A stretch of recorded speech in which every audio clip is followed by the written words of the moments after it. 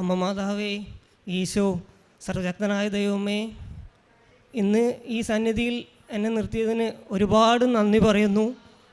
ഞാൻ സാക്ഷ്യം പറയാൻ വൈകിയതിൽ ആദ്യം തന്നെ ക്ഷമ ചോദിക്കുന്നു.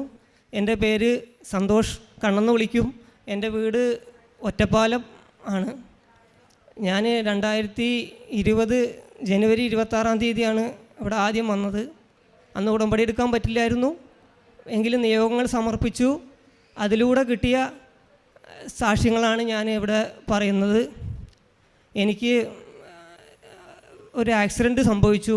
ഒരു ബൈക്കിൽ പോണ സമയത്ത് ഒരുപാട് സ്പീഡിലായിരുന്നു, ഒരു ഇറക്കത്തിലായിരുന്നു. വേറൊരു ബൈക്കായിട്ട് കൂട്ടിയിടിച്ച് വലിയ ഒരു അപകടം, അല്ലെങ്കിൽ മരിക്കാവുന്ന ഒരു സാഹചര്യമായിരുന്നു.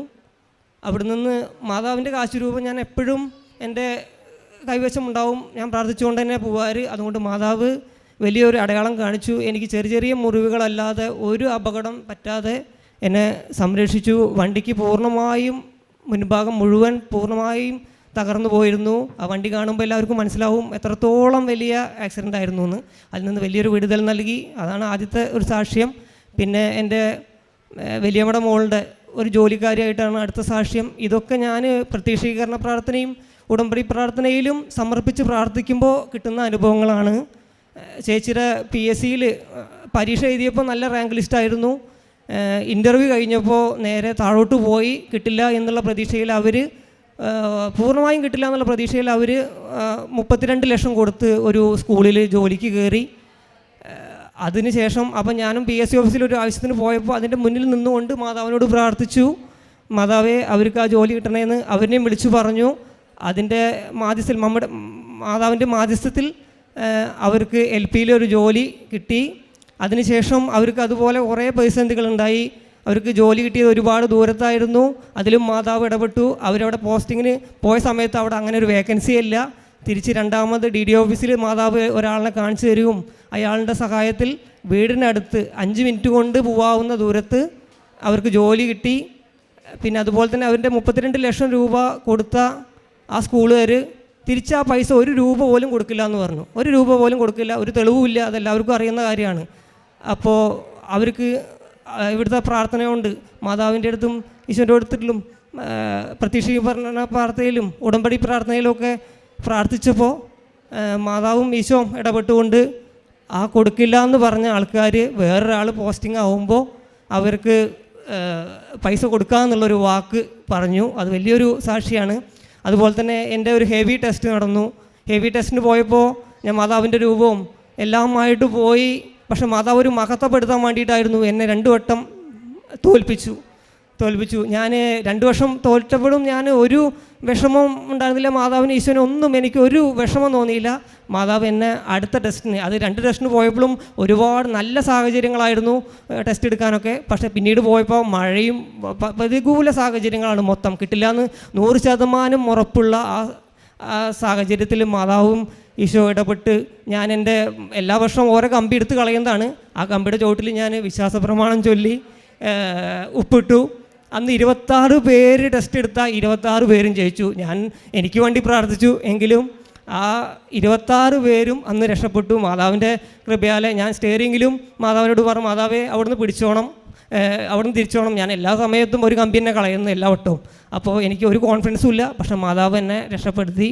അതിൽ നിന്ന് വലിയൊരു സാക്ഷിയായിരുന്നു എനിക്കത്. അതുപോലെ തന്നെ എൻ്റെ വിശുദ്ധീകരണമാണ് ഏറ്റവും വലിയൊരു എടുത്തു പറയേണ്ട ഒരു സാക്ഷ്യം. ഞാൻ 2020 ജനുവരി 26 ഇവിടെ എത്തുന്നതും മാതാവിൻ്റെ ഒരു കാരുണ്യത്തിലാണ്. മാതാവ് എന്നെ തിരഞ്ഞെടുത്തു. ഇസ്രായേൽ ഗോത്രത്തിലെ കാണാതെ പോയ ആടുകളെ പോലെ എന്നെയും മാതാവ് കണക്ക് കൂട്ടി. ഞാൻ 2019 ഒരു നിരീശ്വരവാദിയാവാൻ തീരുമാനിച്ച ഒരാളായിരുന്നു. അവിടുന്ന് മാതാവ് എന്നെ, എൻ്റെ ഒപ്പം വർക്ക് ചെയ്യുന്ന ഒരു സഹോദരി എന്നോട്, ഞാൻ അങ്ങനെ പറഞ്ഞു നിരീശ്വരവാദിയാവുമെന്ന് പറഞ്ഞപ്പോൾ എന്നോട് പറഞ്ഞു, അവർ കൃപാസനത്തിൽ അറിയുന്നതാണ്, ഒരു ഹിന്ദുവാണ്, ഞാനും ഒരു ഹിന്ദുവാണ്. അപ്പോൾ അവരെന്നോട് പറഞ്ഞു, കൃപാസനം മാതാവും ഈശോ നിങ്ങളെ നിരീശ്വരവാദിയാക്കില്ല എന്ന്. ഞാൻ അത്ഭുതപ്പെട്ടു പോയി. ഞാൻ ഒരിക്കലും ഒരു ചർച്ചായിട്ടും എൻ്റെ കൂട്ടുകാർ ആരുപോലും പള്ളിയായിട്ട് ഒരു ബന്ധമില്ലാത്ത ഒരാൾ എങ്ങനെ എന്നെ മാതാവ് രക്ഷിക്കും എന്ന് ഞാൻ ഒരിക്കലും വിചാരിച്ചില്ല. പക്ഷേ മാതാവ് എന്നെ തിരഞ്ഞെടുത്തിരുന്നു.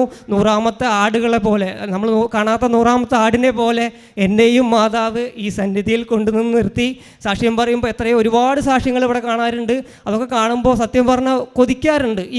ഈ ആൾക്കാരിൽ വന്നിട്ട് ഒരു സാക്ഷ്യം പറയാൻ കൊതിക്കാത്തവരാരുമില്ല. ഈ ഇരിക്കുന്നവരും ഇവിടെ ഈ ഭൂമിയിൽ വന്നിട്ടുള്ള എല്ലാവരും. പിന്നെ എൻ്റെ വിശദീകരണം, എനിക്ക് അങ്ങനത്തെ ഒരു ചിന്ത കാരണം കൊണ്ട് പിശാചിൻ്റെ ചിന്തകളും പ്രവൃത്തികളായിരുന്നു കൂടുതൽ. അതിൽ നിന്നൊക്കെ മാതാവ് എന്നെ വിടുതൽ നൽകി. അന്ന് ക്രിസ്ത്യാനികൾക്കല്ലാത്തവർക്ക് ഉടമ്പടി ഉണ്ടായിരുന്നില്ല. എങ്കിലും നമ്മൾ ഇവിടുത്തെ ക്രമപ്രകാരം പറ്റാവുന്ന രീതിയിൽ എല്ലാ കാര്യങ്ങളും ചെയ്തുകൊണ്ട് പത്രത്തിൻ്റെ വിതരണമായാലും പള്ളികളിൽ പോകുന്ന കാര്യത്തിലായാലും അതിനോട് യോജിച്ചുകൊണ്ട് ചെയ്യാൻ പറ്റുന്ന കാര്യങ്ങളെല്ലാം ചെയ്തു. അതുകൊണ്ട് തന്നെ മാതാവ് പാപിയായ എന്നോടും കരുണ കാണിച്ചു. അതുപോലെ തന്നെ ഇത് അമ്മ മാതാവ് എന്നെ ഒരു ആത്മീയതയുടെ ഒരു സ്കൂളായിട്ടാണ് എനിക്ക് തോന്നിയത്. ഈ കൃപാസനം, അവിടെ ആ സ്കൂളിലാണ് അമ്മ എന്നെ കൊണ്ടുവന്ന് ചേർത്തത്. അച്ഛൻ്റെ ധ്യാനത്തിലൂടെ നമ്മൾ ഓരോ പാഠങ്ങൾ പഠിച്ചു. ജോസഫ് അച്ഛനെ കുറിച്ച് പറയുകയാണെന്ന് വെച്ചാൽ ഒരുപാട് പറയാനുണ്ട്. അച്ഛനാണ് ശരിക്കും പറഞ്ഞത് നമ്മുടെ ഒരു ഗൈഡ്. എനിക്കിവിടെ വന്നിട്ട് ഓരോ കാര്യങ്ങളും അറിയില്ലായിരുന്നു. ഒക്കെ അച്ഛൻ്റെ ധ്യാനത്തിലൂടെ പഠിച്ചു, എല്ലാ കാര്യങ്ങളും പഠിച്ചു. അച്ഛന് വേണ്ടി നമുക്ക് എല്ലാവർക്കും പ്രാർത്ഥിക്കണം. ഈ പുണ്യഭൂമിയിൽ വന്നിട്ടുള്ള എല്ലാവരും അച്ഛൻ്റെ ആരോഗ്യത്തിന് വേണ്ടി നമ്മളെല്ലാവരും പ്രാർത്ഥിക്കണം. അച്ഛന് പരിശുദ്ധാത്മാവ് നിറഞ്ഞ് വെളിപാടുകൾ ഉണ്ടാവാൻ വേണ്ടി നമ്മളെല്ലാവരും പ്രാർത്ഥിക്കണം. അതാണ് ഏറ്റവും വലിയ കാര്യം. അച്ഛൻ്റെ വെളിപാടുകൾ അച്ഛന് കിട്ടിക്കഴിഞ്ഞാൽ അത് മക്കൾക്കുള്ളതാണ്, നമുക്കുള്ളതാണ്. അച്ഛന് എന്ത് കാര്യങ്ങൾ കിട്ടിക്കഴിഞ്ഞാലും അച്ഛൻ പ്രാർത്ഥിച്ചും അച്ഛൻ്റെ ഓരോ കാര്യങ്ങൾ അച്ഛൻ പറയാറുണ്ട്. പ്രാർത്ഥിച്ചാണ് നമ്മുടെ മാതാവ് എന്നീ പുണ്യഭൂമിയിൽ വന്നത്. അതുപോലെ അച്ഛന് വെളിപാടുകൾ കിട്ടാൻ വേണ്ടി നമ്മളെല്ലാവരും പ്രാർത്ഥിക്കണം. ഈ പുണ്യഭൂമിയിൽ വന്ന് കാലുകുത്തിയിട്ടുള്ള എല്ലാവരും. അതുപോലെ തന്നെ ക്രിസ്ത്യാനികളൊക്കെ പ്രത്യേകം ശ്രദ്ധിക്കണം. മതം മാറ്റിലാണ് അങ്ങനത്തെ പല കാര്യങ്ങളും പറഞ്ഞിരുന്നു. പക്ഷേ ഒരിക്കലും അതല്ല. ദൈവത്തിൽ വിശ്വസിച്ച് കഴിഞ്ഞാൽ അതിൻ്റെ മഹത്വം നമ്മൾ കാണും എന്നുള്ള ഏറ്റവും വലിയൊരു ഉദാഹരണമാണ് ഞാൻ. അച്ഛൻ്റെ ഓരോ ധ്യാനത്തിലൂടെ നമുക്ക് കടന്നുപോയ ഒരുപാട് കാര്യങ്ങൾ എനിക്ക് മനസ്സിലായി. അതിന് ഒരുപാട് ആത്മീയതയിലൂടെ സഞ്ചരിക്കാനും മുന്നോട്ട് പോകാനും ദൈവത്തിൻ്റെ അനുഗ്രഹം കിട്ടി. മാതാവും ഈശോയും ഇന്നും ജീവിച്ചിരിക്കുന്നു എന്നതിനുള്ള വലിയ അടയാളമാണ്. ഇവിടുത്തെ കുറേ സാക്ഷ്യങ്ങൾ, എല്ലാ സാക്ഷ്യങ്ങളും കാണാറുണ്ട്, ആരാധനകളിലൊക്കെ കാണാറുണ്ട്. അതിലൂടെയാണ് മുന്നോട്ട് പോകുന്നത്. ദൈവം ഈ സന്നിധിയിൽ നിന്നും തള്ളിക്കളയല്ലേ എന്നുള്ള ഒരൊറ്റ അപേക്ഷയാണ് എനിക്ക് പറയാനുള്ളത്.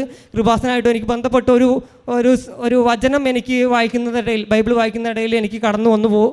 അപ്പോൾ അത് ഞാൻ ഇവിടെ സൂചിപ്പിക്കുന്നു. എബ്രായർ ലേഖനം 4:4 അധ്യായം 14, 15, 16 വചനങ്ങൾ ആണത്. ദൈവപുത്രനായ യേശു ആകാശത്തിൽ കൂടി കടന്നു പോയൊരു ശ്രേഷ്ഠ മഹാപുരോഹിതനായി നമുക്കുള്ളത് കൊണ്ട് നാം നമ്മുടെ സ്വീകാര്യം മുറുകെ പിടിച്ചുകൊള്ളുക. നമുക്കുള്ള മഹാപുരോഹിതൻ നമ്മുടെ ബലഹീനതകളിൽ സഹതാപം കാണിക്കാൻ കഴിയാത്തവനല്ല.